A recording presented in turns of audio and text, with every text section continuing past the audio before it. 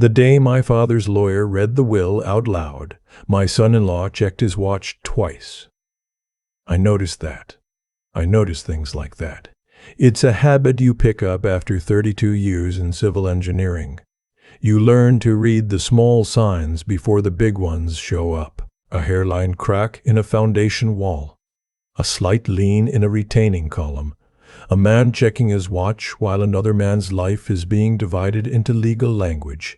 My father had built things his whole life, not in the way I did. He wasn't an engineer. He builds with his hands with lumber and sweat and a stubbornness that made contractors either love him or walk off the job. He'd spent 40 years buying and holding property in the Pacific Northwest. Small parcels mostly, nothing glamorous. When he passed in late February, 2 weeks after his 81st birthday, the estate wasn't complicated.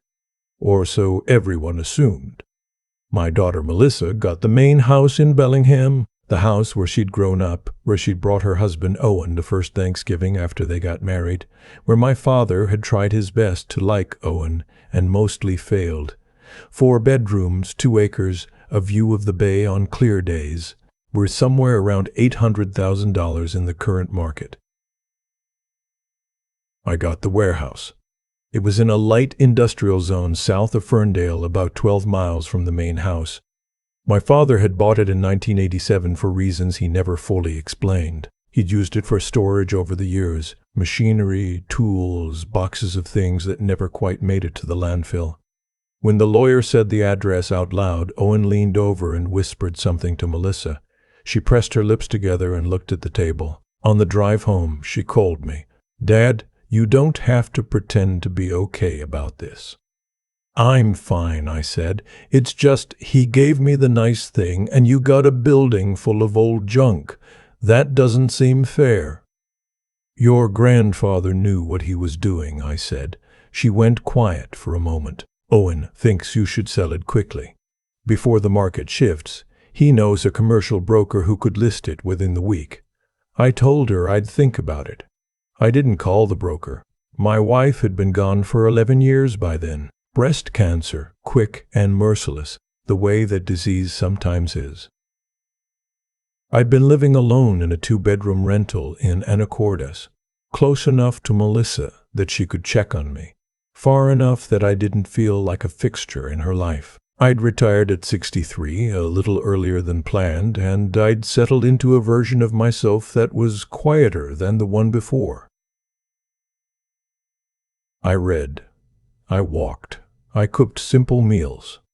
I drove up to Ferndale sometimes on Sunday mornings just to sit in the parking lot of a diner my father used to like. Owen had never been unkind to me, exactly. He was the kind of man who was skilled at being pleasant without being warm.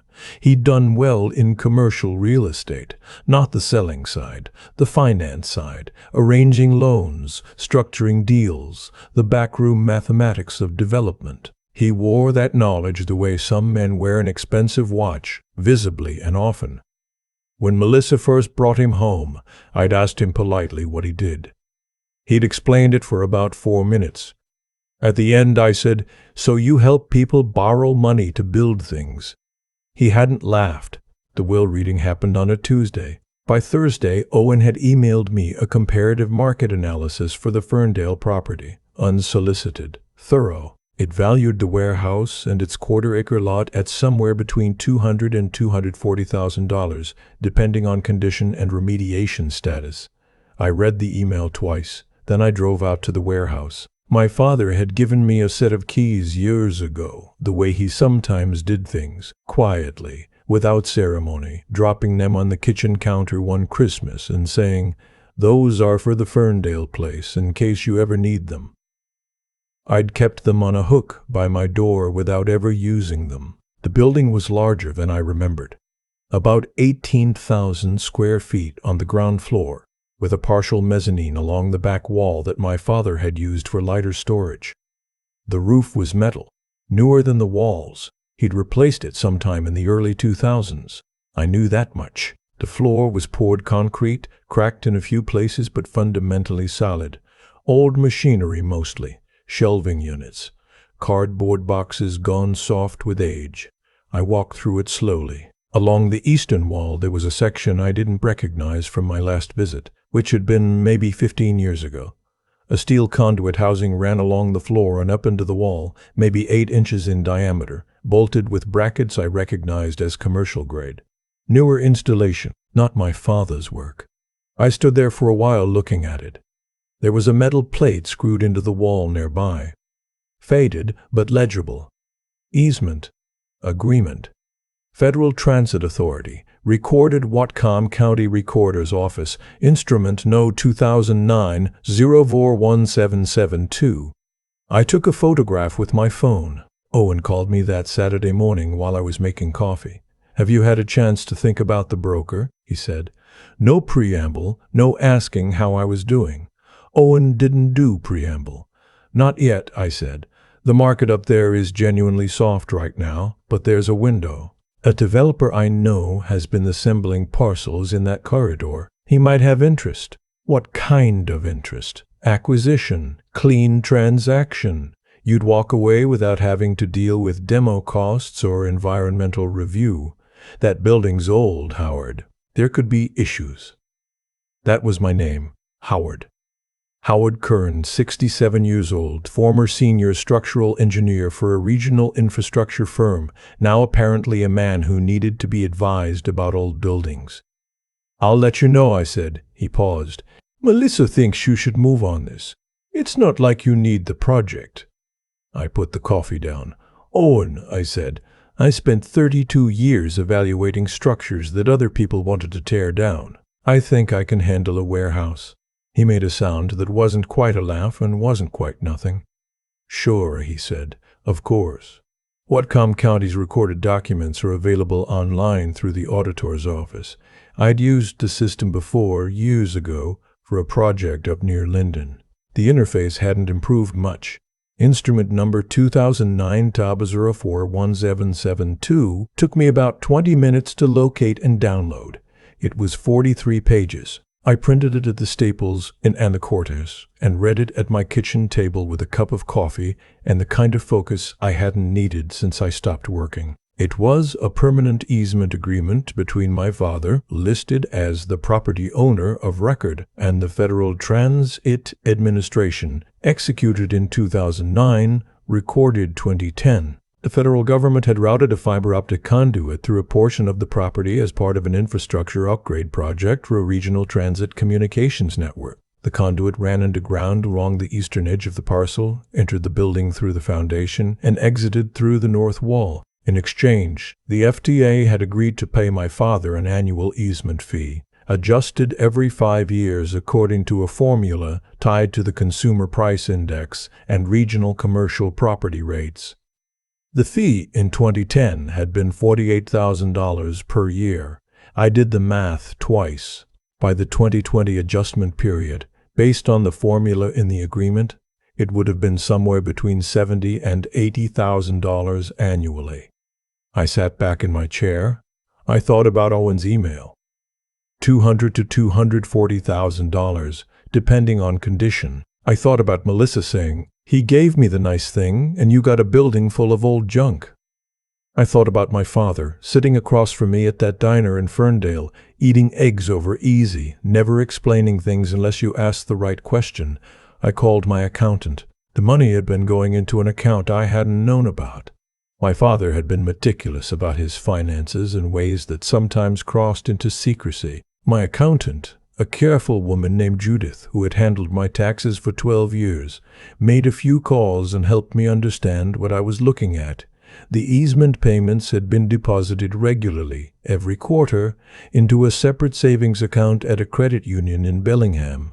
The account was part of the estate. After 16 years of payments, with the CPI adjustments, the account held just under $340,000. That money was mine, too. It was in the will, not the warehouse.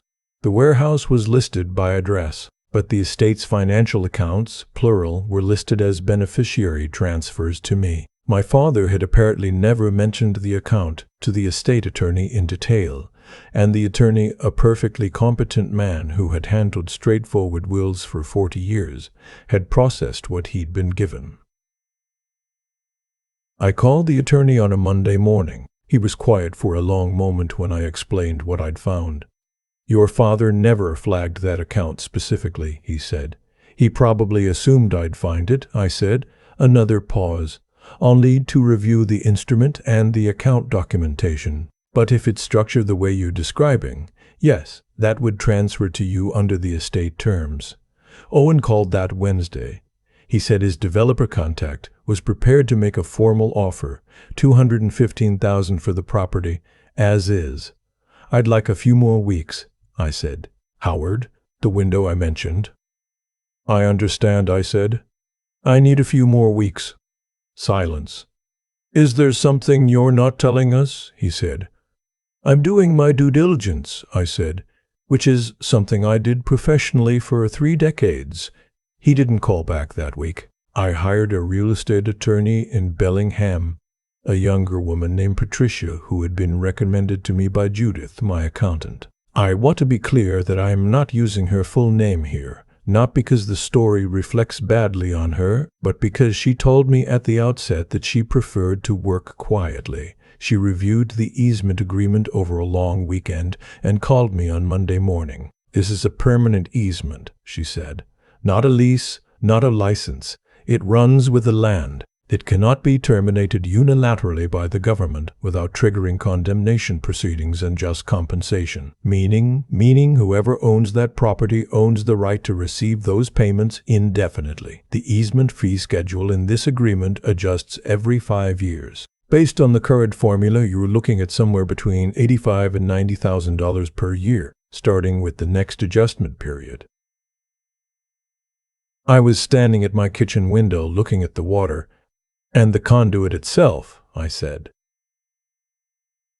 "Active federal infrastructure," she said. "The FDA has operational dependence on it. They're not moving it. The cost to reroute would be prohibitive. You essentially have a permanent inflation-adjusted income stream attached to a piece of real estate that 2 people thought was worth $200,000. I didn't say anything for a moment. "Your father was a smart man," she said. "He was a very patient man," I said, "which is different." I drove out to the warehouse on a Thursday afternoon in late March. The light in the Pacific Northwest in late March has a particular quality. Thin and silver, coming in flat through industrial skylights, making everything look like an old photograph. I walked through the building again, more slowly this time with a better flashlight and a legal pad. My father had maintained the structure better than it appeared. The roof, as I'd noted, was newer. The foundation, when I got down on my knees and examined it properly along the east wall, was sound. The conduit housing was professional work, clean welds, no corrosion. He'd kept the area around it clear. I thought about the months after my mother died, in 2003, when my father had gone very quiet for almost a year. When he finally surfaced, he'd started doing things, fixing the fence at the Bellingham house, repainting the Ferndale warehouse exterior, having the roof replaced. At the time, I thought it was just how he processed grief, working with his hands. Now, I wondered how much of it was something else. A man thinking carefully about what he was leaving behind, and for whom. I sat down on an old wooden crate in the middle of the floor, and stayed there for a while. The developer Owen had mentioned, I'll call him the developer because his name doesn't matter, had apparently been acquiring parcels in the Ferndale light industrial corridor for about 2 years. He was assembling them for a mixed-use project according to what my attorney found in county planning records. Commercial ground floor, residential above, the kind of project that needed a continuous parcel footprint. My property was not the last piece he needed, but it was one of 2 remaining gaps. My attorney sent a letter to the developer's acquisition team, not to negotiate a sale, but to inform them that the property owner was aware of the federal easement and its terms, and that any future transaction, sale, lease, or otherwise, would need to account for the permanent easement's obligations. 3 days later, the developer's attorney called mine. The conversation, as she described it to me, lasted about 40 minutes. The developer's team had not known about the easement. Their title search had flagged it as a recorded instrument, but whoever reviewed it had apparently not read the payment schedule. They had been assuming the easement was a standard utility right-of-way, the kind that typically transfers without complication and generates no ongoing income. The developer was not pleased. Owen called me that evening. "I heard you have an attorney involved now," he said. His voice was flat in a way I hadn't heard before. "I do," I said. "That seems—" He stopped. "What exactly are you doing, Howard?" "I'm managing my asset," I said. "The way you'd manage yours." Another silence. Longer this time. "Melissa is upset," he said. "She feels like you're being secretive." "I haven't done anything secretive," I said. "I found information that was in the public record and I hired an attorney. That's not secretive. That's just paying attention." I want to say something about my daughter here because this story isn't about her, and I don't want it to become about her. Melissa is a good person. She has a sharp mind and a generous heart, and she married a man who talks over her more than she probably notices. When she called me 2 days after Owen's call, she didn't sound angry. She sounded, if anything, a little embarrassed. "Owen said you found something in the property documents," she said. "Yes, something significant." "It changes the picture a little," I said. She was quiet. Then, "Dad, I want you to know that I never thought of the inheritance as— I didn't lobby Grandpa to give me the house. I hope you know that." "I know," I said, "and I did know. Your grandfather made his own decisions." "Is it going to be okay?" I looked out at the water. It was a clear evening, the kind you get sometimes in early April up here when the clouds break and the light lasts longer than you expect. "It's going to be more than okay," I said. The final accounting, once my attorney finished and Judith had reconciled everything, looked like this. The warehouse property, once the easement and its income stream were properly valued, was appraised at approximately $600 by a commercial real estate appraiser who specialized in properties with government encumbrances. Not $215,000, not $240,000, $680. The credit union account transferred to me without dispute once the estate attorney reviewed the documentation. $338,000 and some change, accumulated over 16 years of quarterly payments. I did not sell the property to the developer. I did hire a property management firm to assess the warehouse's potential as a light industrial rental, separate from the easement income. The building, properly cleaned out and with a few targeted repairs, was leasable. Not glamorous, not high margin, but steady. The easement payment for the current period, $87,000 per year, paid quarterly by the federal government, as regular as the seasons. Owen did not take any of this gracefully. I'm not sure what I expected exactly. Perhaps I expected less, which is to say I expected him to absorb it with the same pleasant professionalism he applied to most things. Instead, he seemed to take it personally in a way I hadn't anticipated. He made a comment at Easter dinner. We still had Easter dinner, the four of us, because Melissa wanted to, and I wasn't going to let her navigate that alone, about how some people get lucky with paperwork. He said it to no one in particular, looking at his plate. Melissa said, "Owen." He picked up his fork. I thought about saying something. I thought about pointing out that luck had nothing to do with reading a 43-page federal document at a kitchen table in Anacortes. I thought about explaining that my father had spent 40 years building something that was designed to be found by someone who was paying attention, and that maybe the lesson wasn't about luck at all. I didn't say any of that. I passed the rolls and asked my grandson about his soccer season. Some things don't need to be said out loud. There's a particular kind of satisfaction that doesn't announce itself.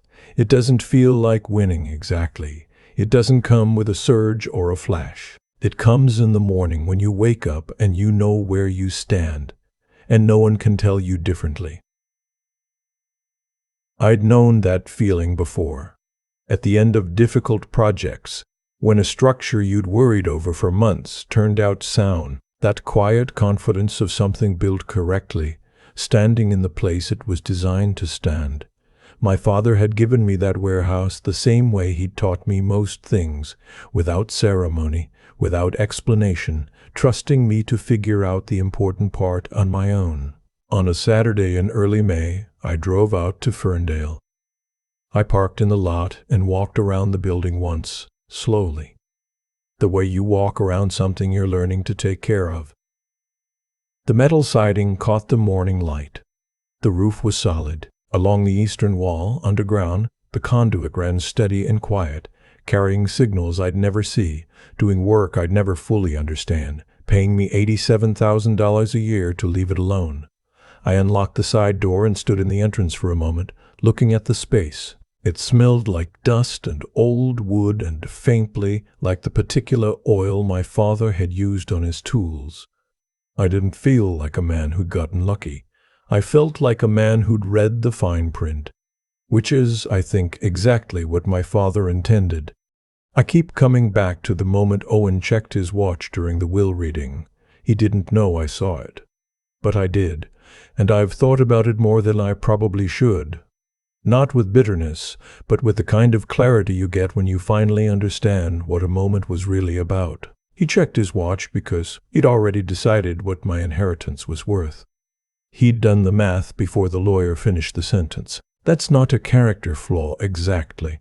That's just what happens when a person's first instinct is always to calculate value from the outside, to look at the surface and stop there.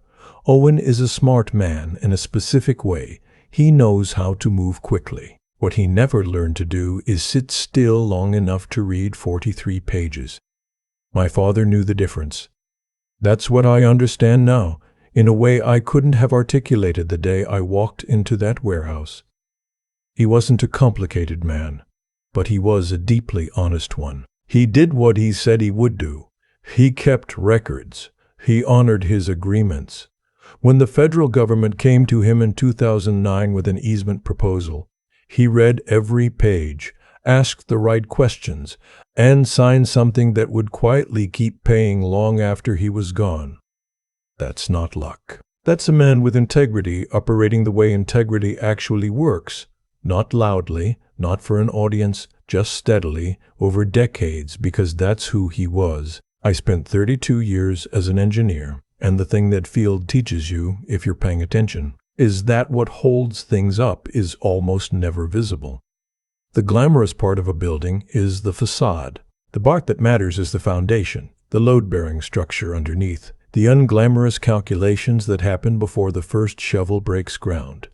My father understood that intuitively. He built things that way. He lived that way. And when it came time to leave something behind, he left it the same way, embedded in the foundation, invisible to anyone who wasn't willing to look.